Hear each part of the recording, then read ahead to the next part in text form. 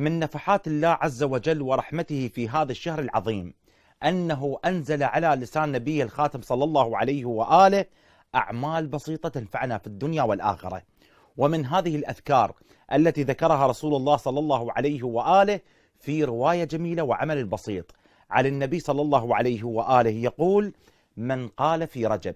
هسه النبي صلى الله عليه وآله ما حدد بيا يوم، أي يوم من شهر رجب أنت مخير، تريد تقول اليوم تريد تقول باكر أنت مخير. من قال في رجب لا إله إلا الله 1000 مرة، يعني تفرس بحج قد 10 مرات، كتب الله له 100,000 حسنة وبنى الله له 100 مدينة في الجنة.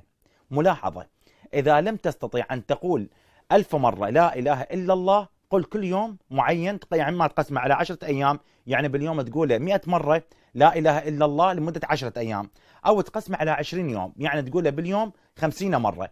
أهم شيء توصل إلى 1000 مرة لا إله إلا الله في شهر رجب. يقول النبي صلى الله عليه وآله: من قال في رجب لا إله إلا الله 1000 مرة كتب الله له 100,000 حسنة وبنى الله له 100 مدينة في الجنة. فلا تقصروا من هذا الذكر في شهر رجب الأصب. نسأل الله وإياكم أيها الأخوة والأخوات بهذا الشهر الفضيل أن يقضي جميع حوائجكم وأن يشافي جميع مرضاكم بحق محمد وآل محمد.